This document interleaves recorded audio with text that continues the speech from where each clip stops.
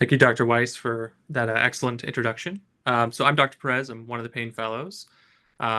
Just a little bit about me. I'm research oriented. I've done a lot of research in autoimmunity in the past, and my main focus is kind of understanding pain, the experience of pain in the context of autoimmunity as well.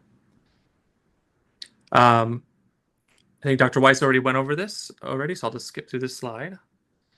So my title is When Defense Turns Against Us, Autoimmunity and the Experience of Pain.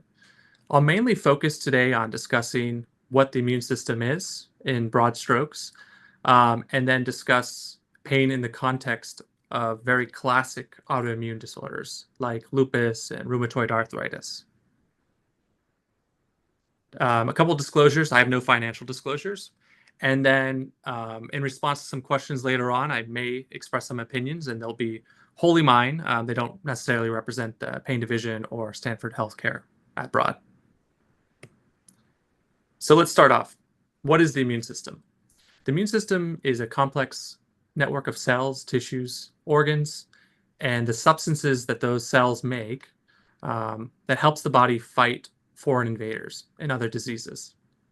On the side of the screen, there's a little outline of a human, and one of the first barriers of the immune system, or the front lines of the immune system, is the skin and the mucosa. It's really the frontline trench to prevent pathogens from getting in. So it's just a clear physical barrier.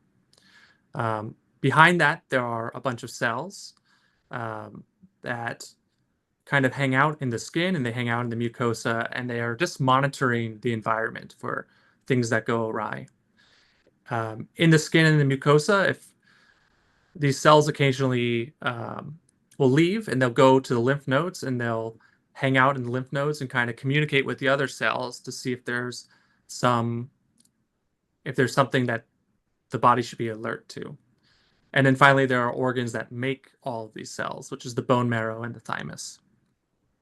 I won't go into detail today, but there are two main branches of the immune system. It's the innate immune system and the adaptive immune system.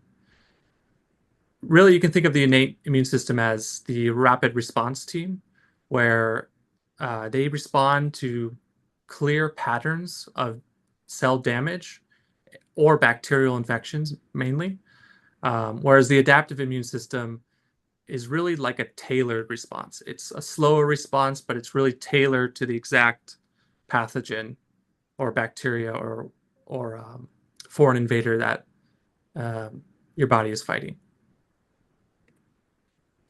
So what does the immune system do? Well, broadly, it protects you from viruses, bacteria, parasites, funguses, but it also monitors your own cells for changes that could lead to disease like cancer. That's a big important role of the immune system, which over the last 20 years has really been medicine has really used to kind of come out with new immunotherapy medications for cancer.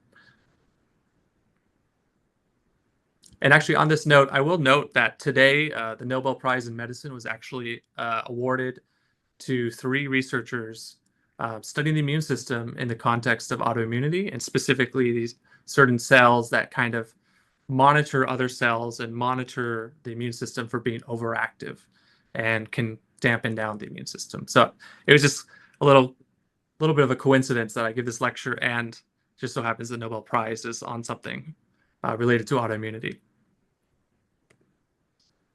So the most important thing when it comes to the immune system is self versus non-self. The body needs to understand what is itself and the bacteria that is in your gut that's included in the self versus a foreign body. It's only when it's able to do that it can effectively protect you while also not being overactive and attack you. A word you might hear me say is something called an antigen. An antigen is usually a protein or something that the immune system recognizes and can generate a response to. Another word you might hear me say is pathogen, which I've already said. Pathogen is basically something that is not usually in your body and could cause you harm. It's usually a bacteria or a virus or something of the sort like that. That's a broad way of describing a pathogen. So a typical immune response, the first thing that the immune system has to do is it has to recognize the foreign antigen, recognize something that is not supposed to be there. And then it needs to recruit forces to defend against the invader. And it needs to actually undertake an attack to either neutralize the antigen or remove it, or remove it. And then finally, importantly, resolution of attack. This is what the Nobel Prize was awarded on, the resolution of attack. You need to be able to dampen down the immune system when the threat is gone. So the immune system and pain. So why is pain involved in the immune system, or why are they related? Well, an analogy is where you step on a thorn, you know it's painful, but the thorn also carries bacteria, likely from outside sources. It lets the bacteria on your skin enter your body, and it's a nidus of an infection. And your brain and your body wants you to remove it, and so that's why the pain is a signal of that. And then after you remove that thorn, the residual pain is also there to help you protect that injured part of your body. So if you break your arm or twist your ankle, it hurts for a few more days, but that's because your body doesn't want you running a marathon the next day. Your body doesn't want you using that arm. It wants you to protect it and guard it and make sure that it has the time to heal appropriately. And so the immune system in pain, this is a complex diagram. You don't need to remember really any of this except the broad things, that there are multiple forms of cells, multiple individuals basically that fight foreign invaders in different ways. And they secrete chemicals or / proteins called cytokines and chemokines that basically are keys to a lock. And the locks are on different cells, and they basically convey a message from the immune cells to other immune cells or to other parts of your body, what's going on and what needs to happen. And one example of this is in your skin, you have the cells called macrophages. They do a lot of things, but one thing that they do is that they release this chemical called nerve growth factor that, and they tonically release it. So they release it kind of at a constant rate.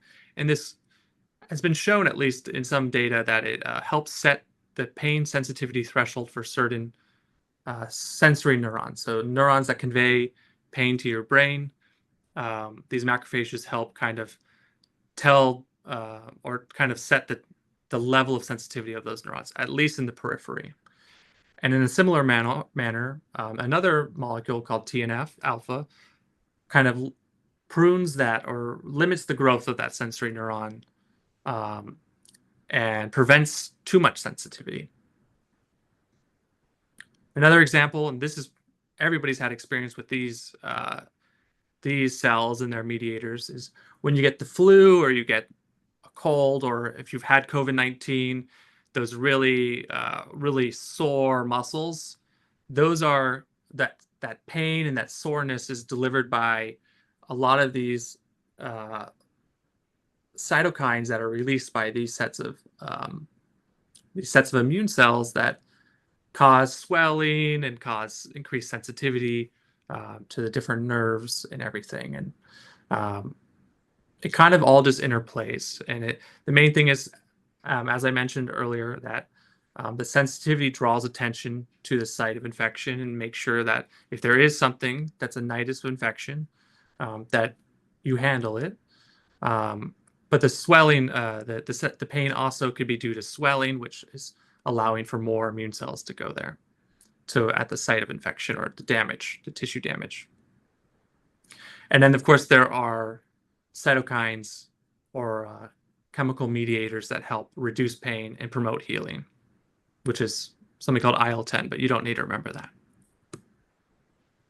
And then finally, there are these other cells which have a more complex role, T cells and NK cells, which they can selectively they can they're more tailored to the actual pathogen, and they can, if one of your cells has been basically taken over by that pathogen, or like a virus, for instance, they can identify it and they can take out that cell and remove it from your body to protect the rest of your body.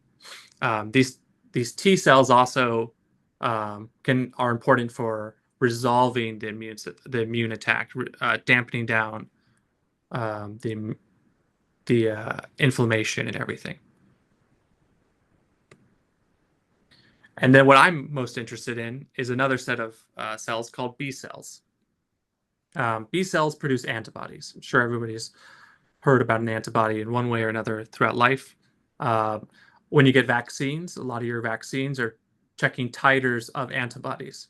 And antibodies, I'll go in more detail, but they do a lot of things. And how they work in the immune system in terms of getting rid of pathogens or foreign antigens, they can directly bind to things. So imagine you have a little bacteria swimming around. They can directly bind to it and basically make it harder for it to move, make it less likely to do what it needs to do for its own survival. They also can bind to each other and make complexes or clumps of these antigens, and that allows the body to easily remove it. One way you can think about it is if you go around your house, you pick up the trash everywhere, or if you had a trash can, you usually put all your trash there, and then in one foul swoop, you can take the trash out. It's kind of like that. Antibodies can also bind to toxins directly. They can bind to viruses directly. They can activate the immune system in a variety of ways, and they can also enhance the ability of other immune cells to do what they need to do to get to remove the foreign antigen.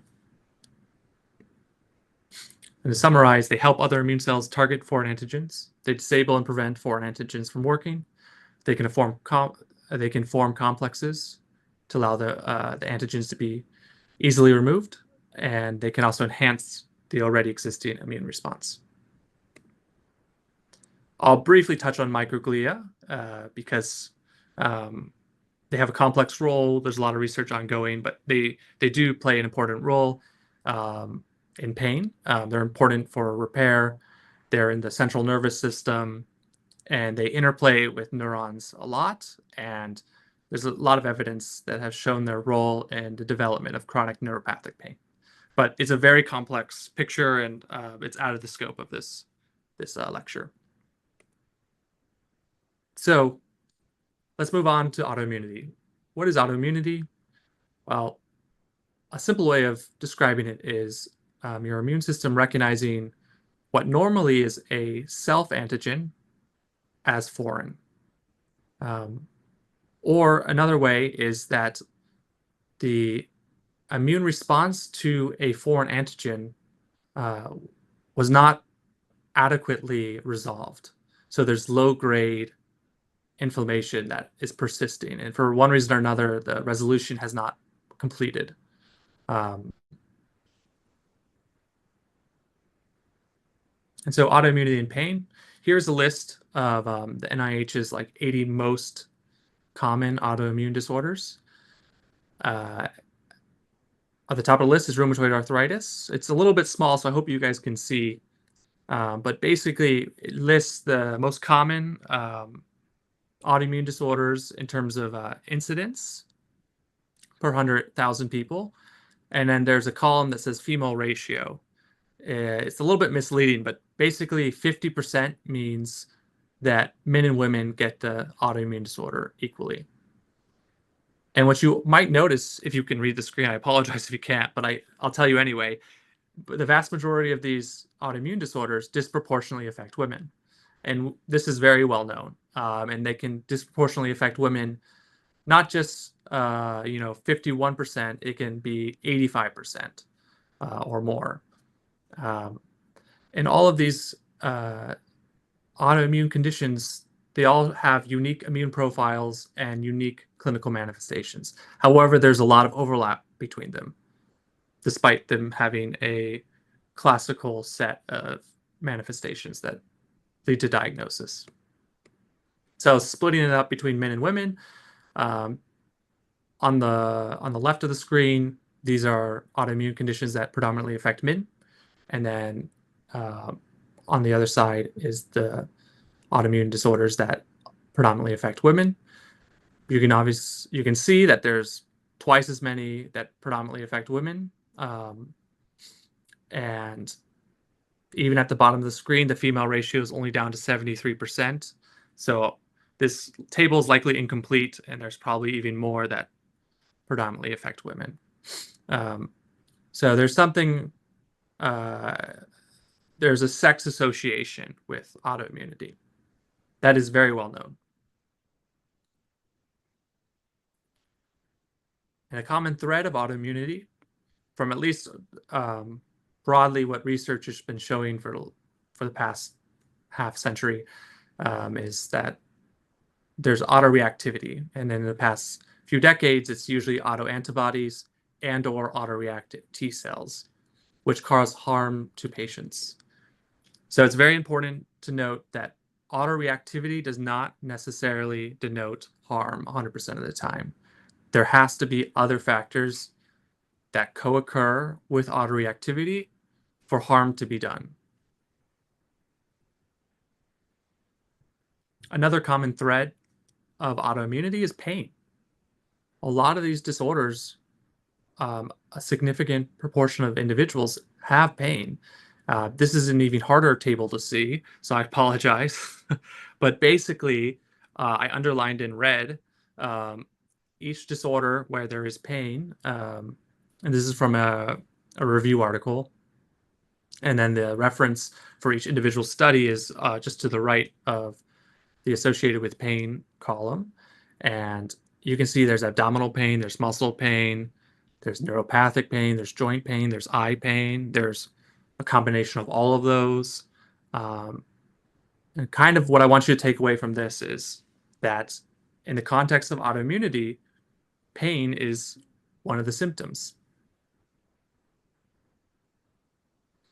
And what I'm going to talk about, because it's of most interest to me, is autoantibodies, and kind of tell you more about autoantibodies.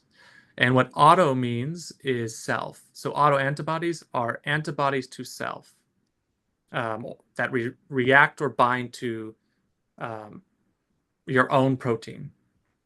And I guess I didn't explain what an antibody is, so I'll stop right now and tell you. An antibody is a little piece of protein that is created by a B cell that can basically latch on to specific things. So it's more like it's a key that's going around your body continuously, looking for the right lock. And when it finds the right lock, it lets other immune cells will come by, and they'll see that this key has fit into the lock, and then they'll start taking action in accordance with that finding. So autoantibodies, why are they around? Why do we have them? Well, ultimately, it's a breakdown in B cell processing and the loss of self. So how are B cells made?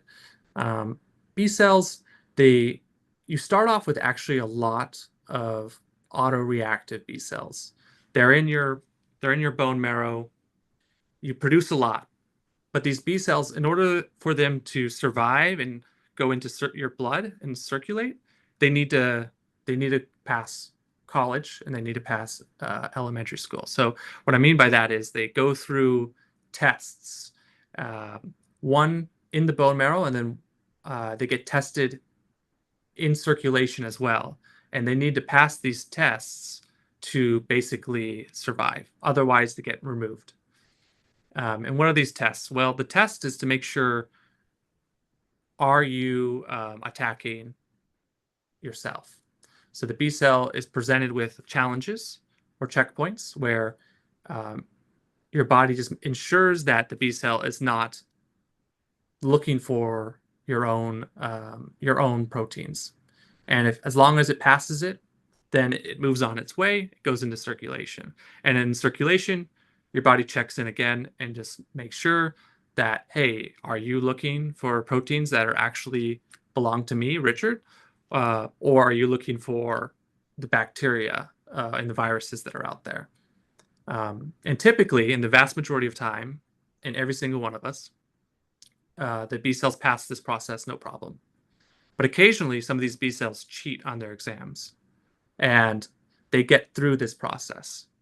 So for one way, or it's complex how they cheat on these exams, but the end result is that there are B cells that are circulating around that are sensitive to your own proteins and may accidentally find the protein one day that is the lock to its key, and then activate an immune response accordingly. And to go into a little bit of detail of what autoantibodies can do in the context of autoimmunity, there's a little side panel, but these autoantibodies can bind to receptors specifically, just like in autoimmune thyroiditis, and they can activate certain receptors. They can bind to a part of a receptor and basically block it from being able to signal. And by the receptor is how your cells communicate with each other. So it basically blocks communication or cuts the phone line between the cells. It can, again, cause enzymes and other things in your body to clump together and basically become useless. They can activate the immune system independently and then create an inflammatory response in the absence of a real foreign antigen. And they can bind to cells that will lead to the destruction of those cells in some cases. And they can really enhance an inflammatory response that's ongoing. One example of this is these autoantibodies that interfere with voltage-gated channels in a very rare autoimmune disorder, where these voltage-gated calcium channels, basically these antibodies bind to them, and they change the shape of the receptor, and they ultimately impair its function. Another example of this is in Guillain-Barré syndrome. So Guillain-Barré syndrome is a transient autoimmune disorder where after some exposure to a bacteria, or something else, the exposure is actually still relatively unknown, but there's some association with certain bacteria. You get exposed to this bacteria, and then later on, you develop weakness that begins in your toes and ascends up your body, weakness and pain. Usually, this weakness and pain does resolve over time, and you go back to normal. But why is this the case? Well, it kind of goes into how these viruses and bacteria, how do they ensure their own survival and own advancement, basically. And so through evolution, viruses and some bacteria have learned that if they look like proteins in your body, they're less likely to be removed, or they're less likely to be removed quickly. And so they've developed some protein on their surfaces that mimic other proteins that are found in your body. And recall, these B cells, they go to school to basically learn to not attack proteins that are in your body. And because of the alignment of these two things, you end up having an immune response that's impaired and it can't actually fight the bacteria. So how your immune system responds to this is it starts to realize that, okay, this bacteria is basically hiding amongst my own body, and we need to become more sensitive. We need to be able to find it better, but at the expense of attacking protein that exists in me, at the expense of destroying some of my own tissue. And so In the Guillain-Barré syndrome, that's what happens. Basically, you have antibodies that attack the myelin sheath and the nodes of Ranvier, specifically this ganglioside component, and that leads to the ascending weakness and the pain, and that's in an effort to get rid of the bacteria. The exact timing of it is still in the air. It can present differently for individuals, but that's kind of what we call molecular mimicry. And ultimately, once the threat has been removed, your immune system comes in, other cells come in and basically shut down the attack. Say, okay, the attack is over, we're done. That allows for the damage to those neurons to be repaired, and then the symptoms of pain and the weakness resolve.